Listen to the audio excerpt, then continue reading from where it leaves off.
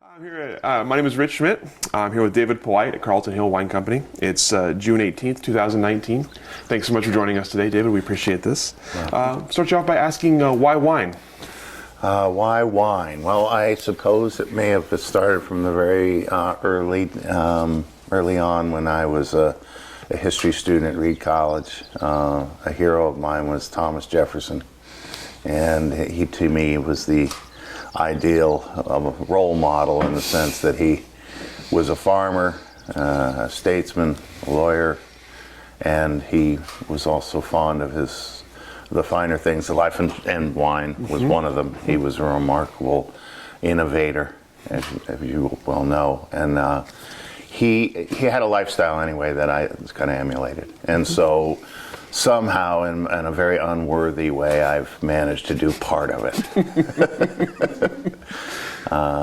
And I discovered when I went to Reed that Oregon, without having a fortune, would allow you to actually pursue some of these dreams. New York City, where I lived for a time, you'd need a helicopter or a plane just to get to your vineyard, and even then it would be probably marginal. Here you have a valid metropolitan city where you can conduct a practice, in that case, law practice, and still be an hour's drive from countryside like this. And finally, I suppose what drove me is that, while I certainly wasn't drinking the fine Burgundies, Pinot Noir was probably my favorite wine, drinking grape. And so Oregon had all those elements. And so it was a funny coincidence. A dear friend who's passed away from cancer, my first planting's dedicated to her. Phoebe calls me, and I'm in New York City and having a grand old time, playing hard, working hard. I was at the SEC, and she says, this property's come up, you have to come out, fly out and look at it.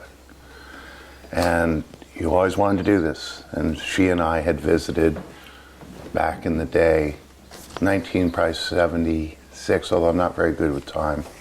Three-dimensional sense of time's gone. We'd gone out to Dick Ponzi's place, and that kind of put, for better or worse, or fatefully, the seed in my head to do this. He was at the time literally had 25 barrels in a shed. Of course now he's has a gorgeous big winery and is one of the bigger players in the game. But going out there for little concerts on his lawn, and so that put the seed in my head, and she said, there's a property that's come up. She'd just gotten into real estate, didn't know what the hell she was doing out here. She was in Portland. And I think I was still hung over from that night from being at the Mud Club in New York. I don't know what. But I said, okay, I'll come out. All right, yes, I remember those days when I wanted to do this. And flew out, and I wasn't exactly impressed. I think that day there were buses, Volkswagen buses floating down the river, cows upside down in fields, because it's just raining like hell. And I'm going, why do I want to come back here? But we got in the car, drove around, and were lost for 2 hours, and then finally get to this little road just recently came up, Cummins Road, and it looked more like a wagon road, with ruts and creepy trees all over it. And went down the driveway. It was a rainy, foggy day, but this home here, they had taken photographs of it, and I thought it looked like it was from the 50s and was sort of sketchy. Saw it come out of the fog, and there I saw it was a 4-square farmhouse from the turn of the century on top of a hill in Oregon. And I'd say it was 20 seconds, and I knew it was my home. And I never looked at another piece of property. So that's sort of the beginning. And it was an odd feeling, but I just knew it was right. And I had some people come out, which leads to another part of the story. how you like all these questions getting asked. It's perfect. It's exactly how I want to do this.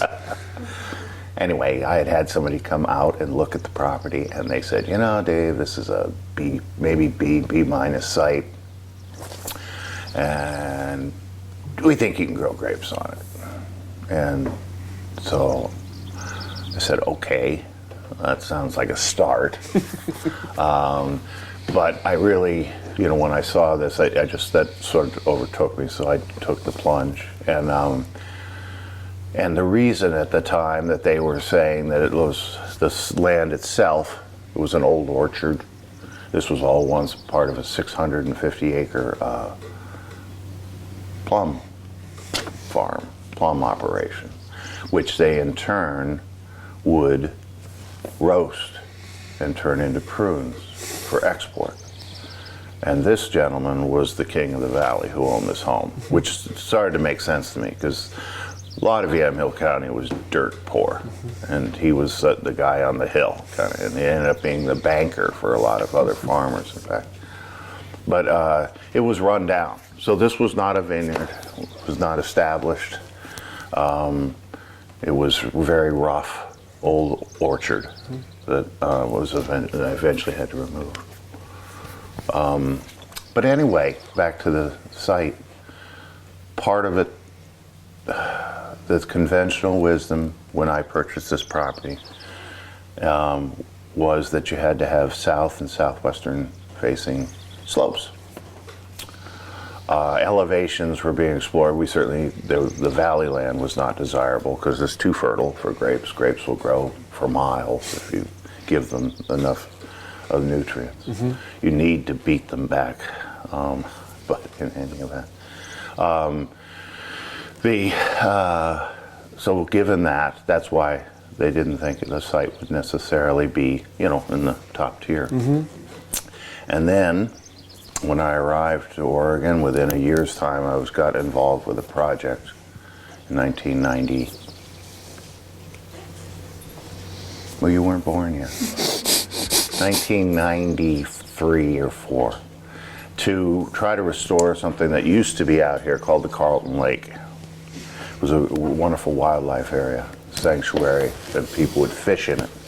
And it turns out that David Lett himself, our godfather, used to fish in that lake. And so I got to meet him, and he joined our ranks to try to support a fundraiser to restore the dam and do the lake again. Funny story is EPA ruled against us, so that's nice. Anyway, so at that time I kind of had an opportunity to, after our fundraiser or something, say, you know, I bought this land thinking about growing grapes. And he said, first thing, he looked right at me, he said, what's the aspect? It was a little bit of a curmudgeon, good guy though. I mean, what's the aspect? I said, screaming, you know, reaching in my mind, because I still don't know what the hell I'm doing. Oh yeah, eastern face. Yeah, I know we get those cold fronts. Everything. He said, probably not gonna be able to ripen any grapes there. And that was a really good day. I went home with my tail between my legs and just looked at this disaster of a farm and said, well, I am clearly the spendthrift son in the group. What an idiot. And so that was sort of the humble beginnings. I certainly wasn't encouraging, but nonetheless, I befriended somebody who was early on in the vineyard management world, John Gilpin, and he and I together planted a small patch, which is now called Phoebe's Block. And she's the one I mentioned earlier who passed from cancer. And that was our first planting to see if indeed you could ripen grapes on an eastern face. And we discovered very much so. And if anything, I've become a real disciple of that, that aspect. So, and that's sort of plunked me here. And that's, you know, it's been a work in progress ever since. Sure, of course. So let's talk about you getting here, and you said you made some friends in the industry. You had clearly the passion and the desire to do this, but you didn't have a lot of practical knowledge. So how did you go about learning the Well, I had industry? this many credits in college. I really, didn't exactly have my agricultural background. My dad was, no background whatsoever in agriculture. So I had developed a fondness for wine, and in particular, I like Burgundy when I could get a hold of it. But I went to Chemeketa, and I did both some enology and viticulture courses there. And frankly, in at least the early days, now Oregon State's on board, but politics being what they were, that was one of the best schools actually in the state. Our land grant college was a little behind the 8 ball when I was here. Now, Patty Skinkis is there, and they're doing great, and they're doing some serious research. It's all good. But at the time, I think the school may have been run by grain and cattle folks. Anyway, so just self-education as well. And I, if I have anything, I've trained as a lawyer. I am a lawyer, and so I listen and I watch other people. And I don't have to be on the cutting edge of the first trend on anything. And there were experiments that were done. I'm really kind of happy that I purchased my land, as I said, in 91. I didn't plant my first grapes till 96. And the first commercial planting, if you want to call it that, 3 acres, didn't go until 1999. And so in that time, the industry turned on its head. I mean, every aspect of the industry, whether it be vine choice, root stock, clone, the canopy design, row spacing between plants, everything turned on its ear. The first vineyards here were 8 by 12, or 7 to 8 feet between each plant, and 12-foot rows, to accommodate large equipment. And that all changed, and suddenly there was this radical departure to a 3 by 6 meter, which is basically 3 by 6. It's tiny. And that's what I did my first planting in, because that was the trend. I wanted to see what that was about. And I ended up making some changes to that as well. To me, it's too dense, and it's tough because we do have disease pressure. And so that's my own opinion. So I made my rows little, 4 by 7, and it accommodates more conventional equipment, and yet you still get plenty of grapes. The density is there.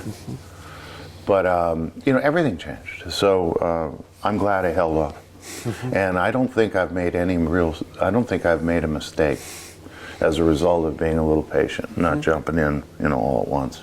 Sure. Maybe it was a good reason for not having dumb money. So how did you decide what you wanted to plant? I relied on others. I did my Oregon grape growing guide, It was based in, I did some barrel tasting, but I can't say that was exactly it. I just, the rootstock, there were really 2 choices for me, so that was easier. And I went with something called 3309 for 3/4 of the vineyard.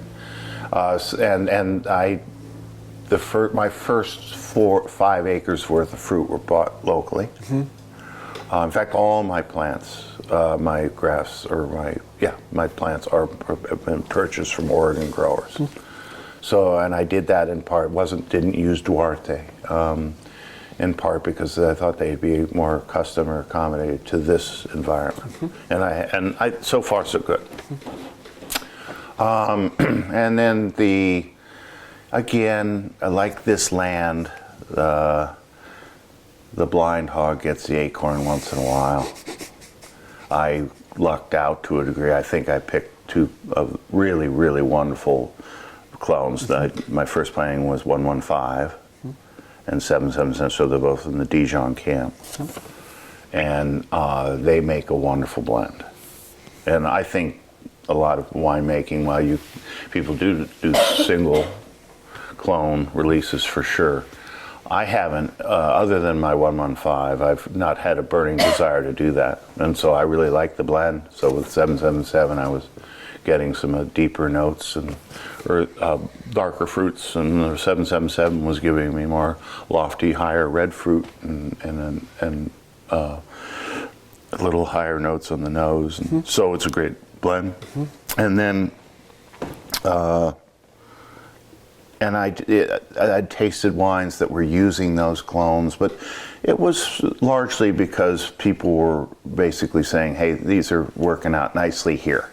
I did not initially go with the tried and true Pommard and Vaydenville. However, being a brilliant businessman that I am, I went and planted 4.5 to 5 acres of, again, a combination of Vaydenville and Pommard, right in the teeth of the recession. And it was really, really smart move. And, because there was all kinds of go, go, go lights going on. But the only good thing about that was I got the steel at the same price I did in 2000. Because you could, even China came to a grinding halt in the Great Recession. So there were benefits to some of that. But now I have 4 clones. So, and the Pommard is starting to impress me. It's taken 10, 11 years. They're in their 10th leaf. 11th leaf. Whew. Anyway, notches on the belt. How would you describe your grape growing philosophy? What is it you want your grapes to do? I really very much, although that's getting overused and I probably don't qualify, but I'm pretty much in the natural camp. I do, well, at least on the winemaking side. Grape growing, it's all about stewardship, and I am a farmer first and winemaker second. By no means am I in the top tier of winemakers in the state, but what I have is a vineyard that's in the top 2 to 3%. I'm convinced of it, and that's for the record. It's an amazing site, and with Pinot Noir, site is huge. I think you guys as students should know that. Starting to learn that, and then you combine that.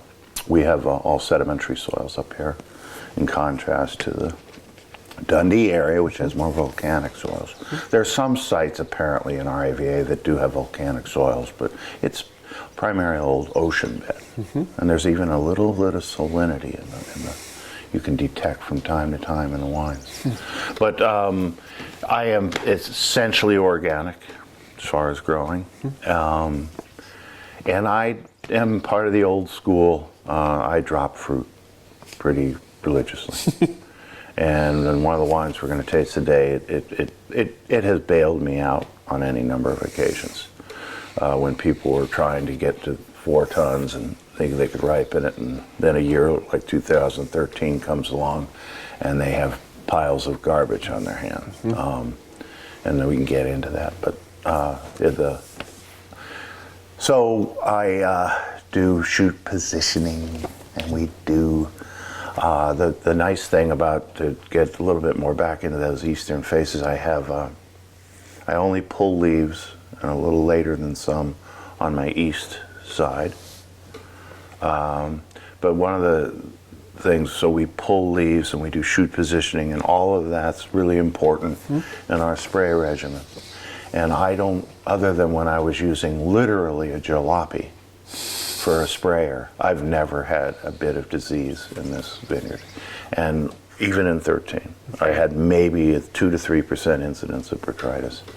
And it's largely because I get the eastern sun in the morning and it dries my vineyard out. It's just, again, some of the reasons why I like this aspect. That helps you with disease pressure. And then my slope isn't so steep that I can get north-south row orientation. Gives me a nice balance of sunlight on both sides of my canopy. And then the real beauty of the eastern site is that when it's 6:30 or 7 o'clock at night, my vineyard goes into shade. And it starts to cool off. Now, if it's 100 degrees, it's still 100 degrees, but at least there's no direct sunlight on them. And our hot part of the day is 6 in the afternoon. I explain that to visitors. I mean, most people come from places where the hot part of the day is 2 in the afternoon. Here, it just keeps going up. I've been on that back porch, and it's just insane at 8 o'clock at night. So that all goes to, again, Pinot Noir being a thin-skinned grape. So while it needs heat, and it's best when it can just slowly ripen, and 15 and 16 and 14 haven't been exactly friends to us in that regard, just because they're so hot. The vineyard itself helps me be a better farmer too. Because I only probably spray 6 or 7 times in the course of a season. A lot of people are spraying 10 and 12 or whatever. And I mainly have organic products. Every now and then I'll do a synthetic spray, but this year on my map, on my plan, I will be using all organic sprays. And again, that thing means sulfur. You guys are students. Are you doing the vineyard side of things too? Okay. Anyway. We use oils, stylet oils, and sulfur. And, there are a couple now organically registered fungicides, which is what we use to combat powdery mildew. So anyway, farming is what it's all about, and site is really, really important in producing at least the kind of wines I like to make. And this site hands me it, and all I have to do is not screw it up. So let's talk about that. Then you talk about your grape growing philosophy. Let's talk about what you do with the winemaking side. Then, besides just not screwing it up. Well, I've had a lot of help. I make my wines at Walnut City Wine Works, and the head winemaker there is Michael Lundeen. And so the benefit I have there is that at my youthful age of 64, I don't have to be climbing up barrel racks 3 and 4 high, topping off barrels. They take care of a lot of the detail. I get to do all the fun stuff. I get to choose my wood. I get to make my blends. I get to, obviously I control pick dates and, what percentage of blocks I'm going to use for my own tea. And then, and as it is, I find that there are people that are doing, the whole thing, have their own winery. I just have made a decision I don't want to do brick and mortar. It's a tough business. Even if you have all the wines, for instance, you're going to taste today, the lowest score was 90 points. Still, it's a tough business, and you got it. So I find I'm busy enough. And I don't necessarily, while I'm considering planting some Chardonnay, I don't necessarily want to grow anymore. I got plenty on my hands, and my wines tend to be for those 1%ers, which we all love and cherish in America. But it's a higher end wine, and that's all I offer. So there are lots of wineries that have their Willamette blend or whatever they're doing, and they can move tractor trailer loads of it, and that's not my case. I keep my production between 300 and 500 cases. I have an estate and a state reserve wine. As far as the wine philosophy, it's I very much with my estate wines, I want you to taste the vintage, come good or bad. Now with this vineyard, I haven't had a bad. Their 11, I will say, was the biggest risk I ever took. But it got through it indigenously fermented. I didn't think we were even going to have grapes in 11. But I do to allow the consumer or whatever, the wine buyer, to enjoy the vintage or see the vintage. I keep the regimen in the winery the same every year. Try to be as consistent as possible. I avoid the use of, I do not use enzymes. I do my concentrating in the field, and then I drop fruit. I typically target between 2 and 2.5 tons the acre. And we also, at Walnut City, we have the benefit of a giant refrigerator where we are able to take our fruit in right from the field after we either destem it or do whole cluster. And we stick it in this refrigerator, and it gets to have about a 4 or 5 day cold soak, a natural cold soak, not one with dry ice, which is, you can do, it's all fine, but it's nice. It's a very nice feature. And that is a method for extraction, a way to pull a little bit more flavors from skins. So I get the benefit of that. And but otherwise, I don't want the winemaker, the last thing I want is for, and it's, again, a terrible business decision on my part. Couldn't be worse. And there are a lot of people I respect more than myself that are saying, you're an idiot. But I want to retain the vintage distinctions. If somebody comes through the store, they're not going to get a Big Mac. It's not going to taste the same from one vintage to the next vintage to the next vintage. Now, not that Oregon wines are like that, but there are certainly producers that will adjust the pH, make sure it's almost ready to go as soon as it's bottled. And my wines couldn't be more different than that. And when somebody comes waltzing in and said, hey, I'd love to have another '09, you got one just like that? And I'll sit there and say, absolutely not. No, they're all different. And they all have characteristics of their given vintage, and it works most of the time because every vintage has a story, and every vintage has been stellar as far as I'm concerned, but they're all different. And that would be, I would say, a part of my wine philosophy, is to let the vintage do the talking. And then, as much as possible, and I will make adjustments. I like a wine with higher acidity. pH levels I try to target. I mean, it's not over the top, but I mean between, let's say, 3.4 and 3.6, and it makes it more age-worthy and it makes it more food-driven. Food wines that's what I make here. And Pinot Noir, if done right, is the greatest food wine in the world. My humble opinion again. Is there a particular, since you're so vintage dependent, is there a particular kind of vintage that you would prefer? You talked about a cooler season means they ripen slower. Is that what you're hoping for? Yeah, absolutely. Like in 14, we came, I think, this close. At least I have to look over my notes. I have half-Eheimers now. So that means I only remember half the things that I used to. But 14, and this business really dates you. But in 14, we were, I think, this close to a vintage of the century. We had medium to small clusters. We had smaller berries, which usually translates to greater extraction, because there's more, kind of skins to pulp ratio, whatever. And but August, again, we've been having these Augusts that are just, like California Augusts, and they are, so they speed up the ripening time. And what happens is the sugars start to spike on you. And you don't want to have, the other thing I'd say I try to avoid is high alcohol Pinot Noirs. Sometimes you just can't do it. My 15's, hottest year on record, they're over 14%.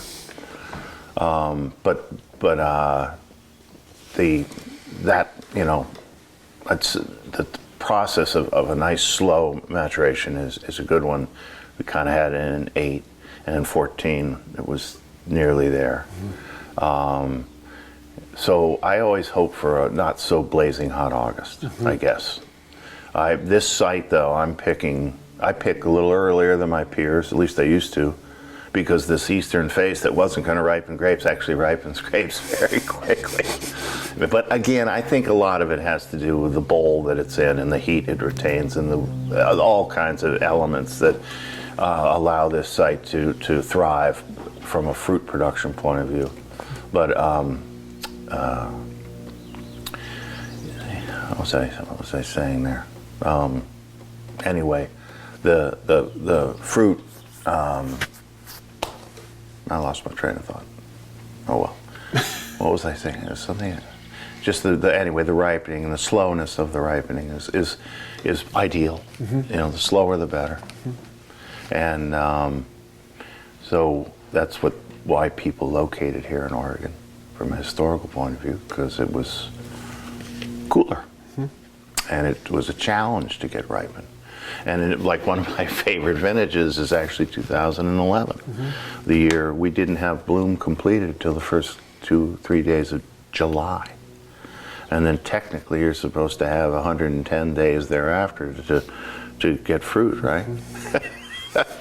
So I was telling anybody, listen to me, I said, we're not getting fruit this year. But by some miracle, October stayed dry. It's not like you can get a lot of ripening done in October when it's dark at 4. But, you know, it at least stayed dry. And we picked 3 days before Halloween. I think that I certainly lean towards the cooler years. Yeah, absolutely.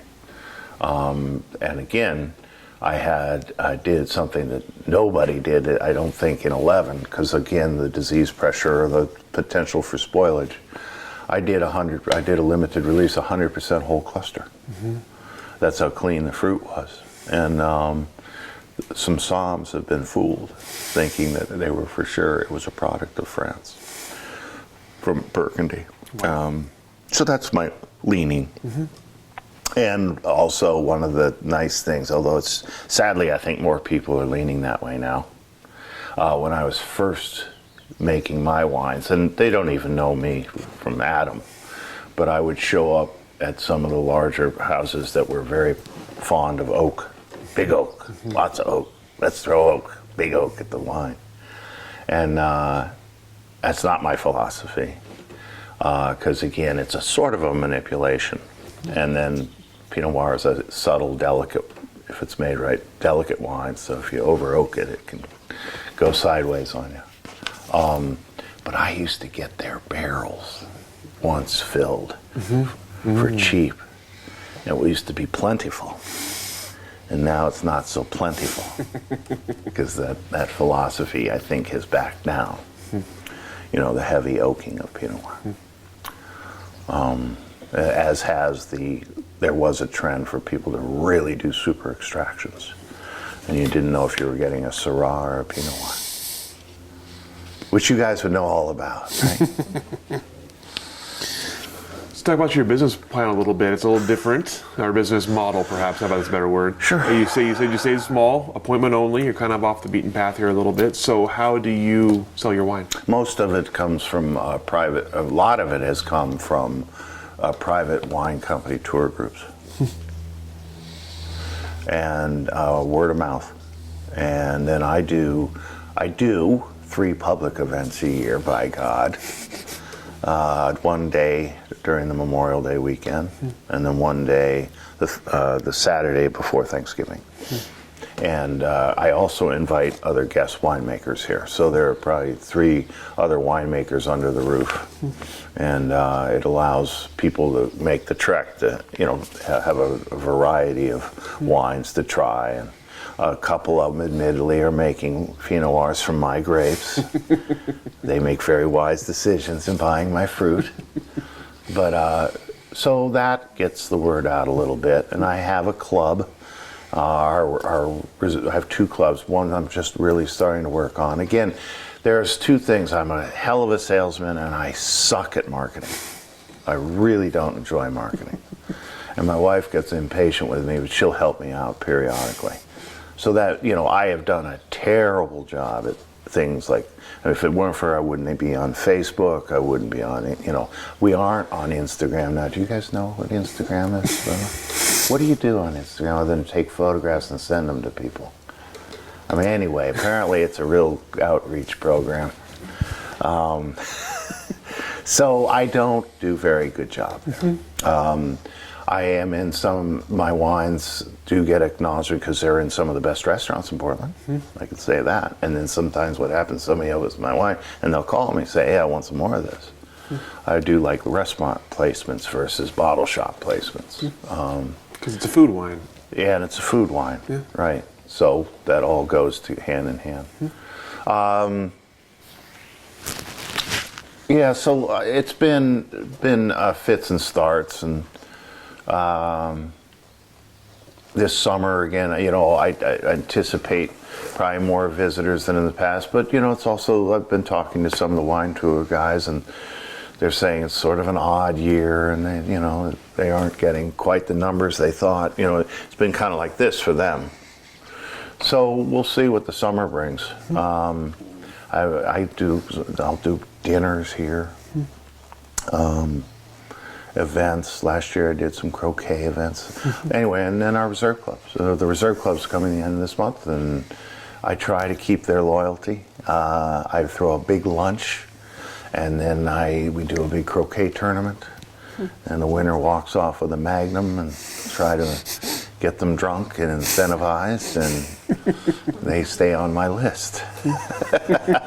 But also the reserve wines have been scoring real well, so I haven't, nobody said, hey, it's enough. I think the quality of the wines, what sort of keeps them in the whatever the term is. In your club, at least. In the club, at least. Yeah. Let's talk about the area a little bit. You came to the Yamhill Carlton area, but pretty small still. So tell me about the changes you've seen kind of in your neighborhood. Well, neighborhood's gone to hell. But when I first moved here, people thought I was insane. I was. And there were maybe, I don't know, I'm going to say 6 vineyards. Something in that range. There was one on this side of the AVA. Called Residence. It used to have a different name, and then the Chambers had to change it, and that has now come into the hands of the Chateau Company. So that's 2 vineyards that way, and then it was myself, and then on the other side of the valley, Brian O'Donnell from Belpent had started to do his plantings when I first moved here, and there was the Wall family. Anyway, there were a few, but again, it was very much the outback, backwaters, whatever, compared to what it is today. Now you had some famous winemaker, Tony Soter, seeking this place out and establishing his vineyard here. I mean, it has changed a lot. And as I say, now we have Safranche right next door. I mean, it's definitely changed a lot. And this side of the valley has obviously gotten acknowledgement, given who's been right next door is the Roy Group, and so it's really has changed a great deal. I should know this, I don't, but in the Yamhill Carlton AVA, there's probably, I bet you there's, I don't know, 20 vineyards? I don't know.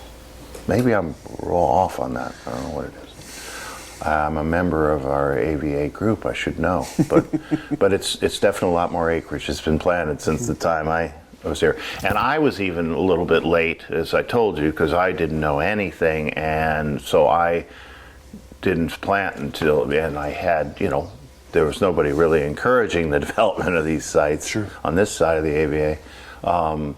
So I got a little bit of a late start. By the time I was planting, I think the trend had begun, the area had been sort of identified. In 99, 2000. Sure. You mentioned earlier a little bit about the soil in the area, but what else makes this area desirable, special? Well, Carlton's pretty cool. Who'd have known? I arrived here and with a spoon and a fork in my car, driving all the way from New York City, fishing along the way, of course. Of course. And arrived here really without knowing a soul in Carlton. And I remember this day, it was 91 degrees or 95 or something. And there was literally, I decided to call my mom. And I said, as I was talking to her on the phone, there was a tumbleweed going down the middle of Carlton. I'm going, what have I done? It was, a little intense, and that day only got better. I'd seen the home in the wintertime, and there were people living in it, although that was frightening because there were no electric wall outlets in the house, so they were running extension cords out of light bulbs. Oh. That was a fire waiting to happen. But anyway, in the summertime I arrive here, I said, with a spoon and a fork for tools, and the grass has grown up to the windows, and the place was, so there was nothing at that time that was particularly charming about Carlton and or this area and or this property. It was clearly a run-down farm. Its heyday was over. This building was nearly collapsing. Where you're sitting, there was 2 feet of manure. I had to take chainsaws to it just to remove it. How's that for the dirtiest job in America? Lots and lots of work. I would just literally take 1 percentage turn on the dial, and there were 50 tasks to do. So it was a little bit overwhelming day one. When I arrived here, and found red water coming out of my pipes, and and not having a phone back in the day, guys, we didn't have a cell phone. Then I saw tire tracks going through the tall grass, broken bottles and the bricks and stuff. And somebody back in the day, they used to dump their household goods in dumps. They'd take a backhoe, dig it up, throw it in there, beds and whatever it was. And I follow these tracks through, and I see this open dump. And I said, that was my welcome to Oregon gift. It was nice. And being a New Yorker, I went, oh my God, neighbors are using my place as a dump. Super fun. Oh my God. Thankfully, there were no tanks in there.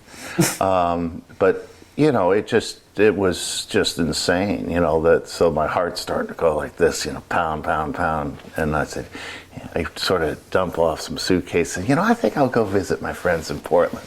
Give this a little time to sink in, 'cause everything is a disaster. And then I go down, Zach, and at this point I'm going, okay, get control of yourself. You should at least say hello to your neighbor. And I go and I pull up, and it's a really wasted single wide trailer. And the stairs are all kind of broken in. And I figure at this stage, okay, I'm done. This is the what's a great book, their canoe trip through the South, the Deliverance. I mean, it was just. And the first thing I see coming up looking out is this giant arm on a lazy boy with a tattoo on it. And I said, it's done. I'm finished. This isn't going to work. But I still knocked on the door. And those folks, they were so sweet, and they saved my life, I think, that day. My heart, at least, rate went down. They offered me a phone. They got out their tractor and mowed down the field around the house, and they were very kind, and it just brought a little bit of the blood pressure down. But that's when it all began after that day. And it's still a lot of work. That's amazing. Yeah, that's amazing. But so Carlton has now become a destination little town. I'm very proud of it. Mm-hmm.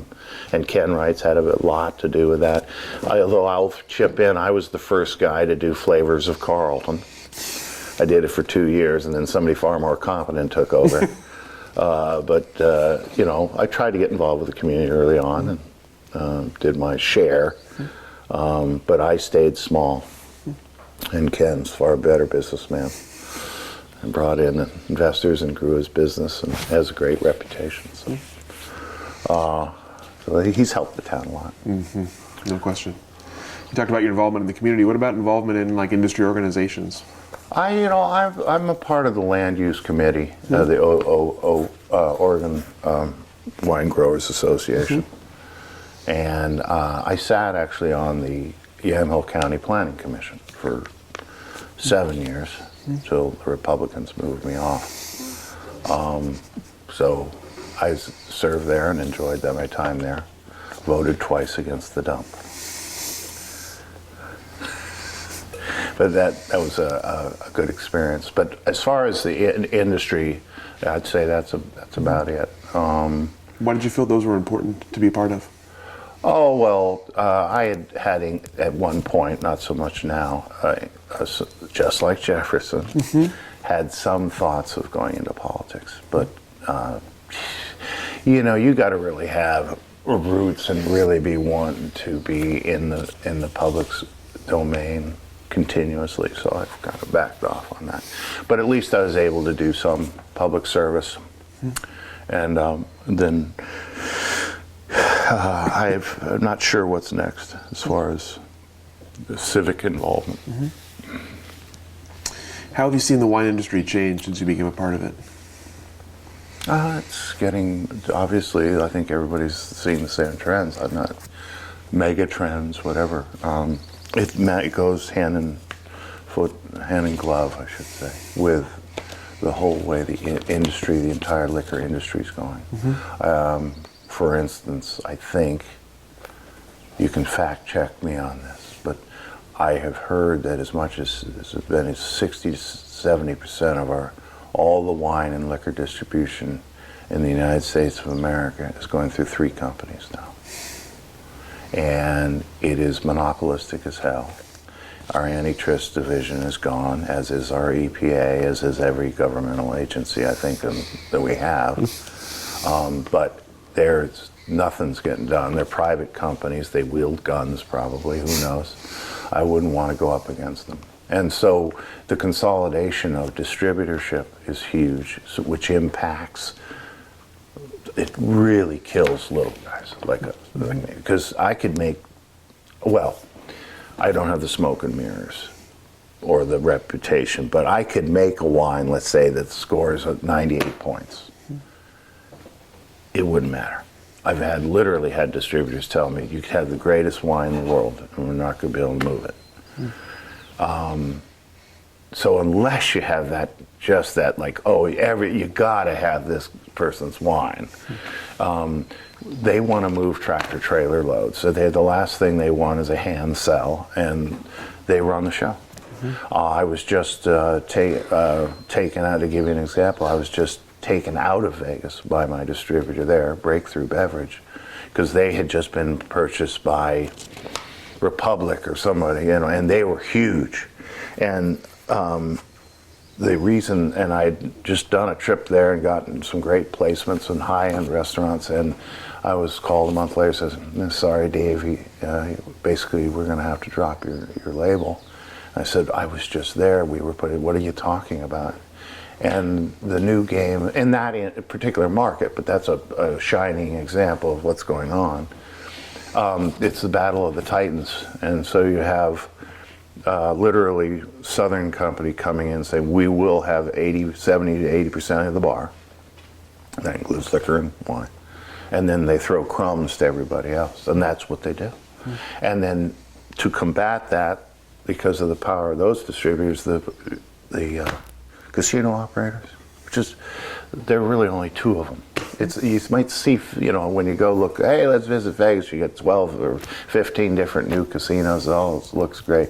They're all owned by the same people. And they're creating giant, think of Costco type warehousing, so that they can then negotiate, have more power in negotiating with the distributors, which want, of course, to put their product into those casinos. They sell booze like crazy. Well, in that process, they didn't exactly go into detail with me, but apparently you have to be ready to pay to play, as they say. And they just knew I wasn't in that position, so they did the dirty work for me and said, sorry, we got to part ways. And that's kind of so hopefully you're learning some of that in school. It's definitely not pretty in certain sectors.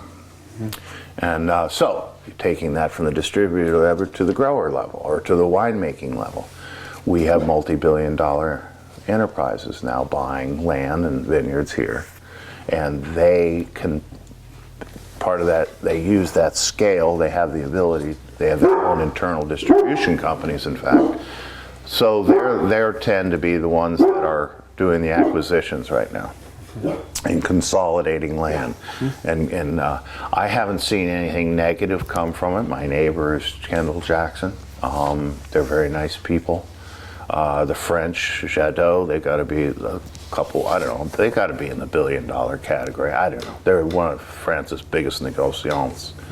And they're really wonderful. I got to meet Jacques Lardière. I love him to death. I don't know the new crew, but they're a corporation too. So you're getting much bigger players, and I guess my only concern is I think that helps our region to some degree because it lends credibility, right? Now we have a very famous French Burgundy house right here on my ridge when I was having to say this is the best place to grow grape. Now I don't have to say that anymore. But it's my concern, I think down the road might be just labor.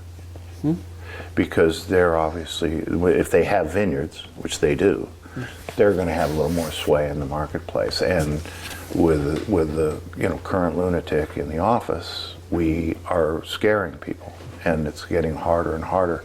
And then it's even a generational thing. So I think we are in an antiquated industry that is still using 19th century methodology to make the raw materials for our product.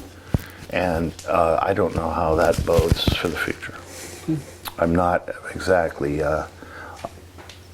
overwhelmingly optimistic. We have to move towards mechanization, but unfortunately we've chosen a grape that requires very gentle treatment, and it thrives in sites that it's hard to get equipment to do the kind of jobs you got to do, like the one they're doing right now. They're out there shoot positioning. And we do that so that the plants don't just lie over on the side. Even with catch wires, they'll go crazy on you. And it allows you to have much cleaner fruit, better spray, all that stuff. It's thousands of dollars. And it's really painful when you drop fruit and you get a bill for $5,000, $6,000. That's nice. But labor has gone from maybe, I may be paying to the high end, but I have a very experienced crew. It's hard. And my crew manager gets he gets his percentage for managing the crew.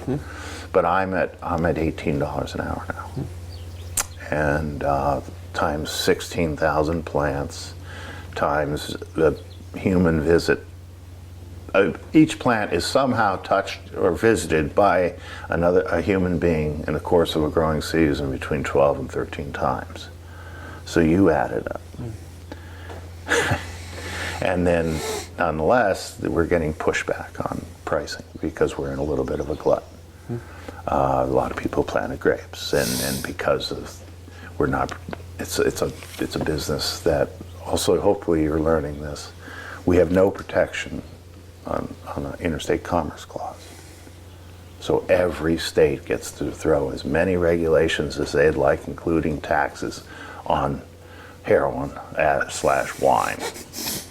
And so it's hard to move the product, and it's a heavy product to ship, so it's really expensive to ship. So there's a tendency to sell local, and then everybody sells local, and then anyway, and then you have bumper crops for 4 or 5 years because people are not, because they're now going into the cheaper the bulk type of Pinot Noir making, so they can hang 4 tons. Good luck if they get a typhoon. But for now, the last 3 years, it's been, very much bumper crop. And so that has created some difficult business conditions if you were a grower of high-level Pinot Noir. And I do sell some of my fruit. I don't produce 100% what's like growing out there. So that, so there's trends that are positive and trends that are negative. I may have brought out some of the negative trends, but there are, fortunately, Oregon is now not, I used to have people come up here and I'd say, okay, who's tried an Oregon Pinot Noir? And nobody would raise their hands. And now, majority of the people raise their hands. And that's a good thing. And we are on the map, and it's still a nascent industry. by comparison to where it is in France. So, I think maybe the big mega trend is still very positive in terms of consumer growth. Certainly not everybody's discovered Pinot Noir. We are, but it's a slow process. And then when you're selling higher end Pinot Noirs, you're kind of going for everybody's going for a little bit smaller market. So Absolutely. yeah. What about your plans for the future, specifically here? I don't know. Some dumb money walks along, you never know. But this is pretty much my home. So I do need to get out of Dodge starting about November 1st through about the end of March. I think Oregon's winters are wretched. I've never gotten used to them. Any place that has rain for 20 straight days is inhuman. Not capable of maintaining life as we know it. So my wife and I are trying to, it's all about, juggling and cash flows and this, that, and the other thing. But I definitely would like to be out of here in the winters. And if ultimately that can't work out, then we'll see. It's, right now I just sort of, stay in the game and I do enjoy making really good wine. But, and there's something about, I do need to stay busy, and that's something a vineyard will do, is keep you busy. Even if you're not out there, like I'm not out there shoot positioning now, but I mean, I do all the understory work, I do all the mowing in the vineyard, and I manage the vineyard. I don't have a vineyard manager. So that, along with the peddling of the wine and the making of the wine, and then having about 4 other businesses I'm involved with, it's plenty busy. So I don't have a lot of time to think about, gee, what am I doing tomorrow? But it's a very nice place to call home from about mid-April through October. And we'll see what happens after that. As you look back, your Oregon wine experience, what are you proudest of?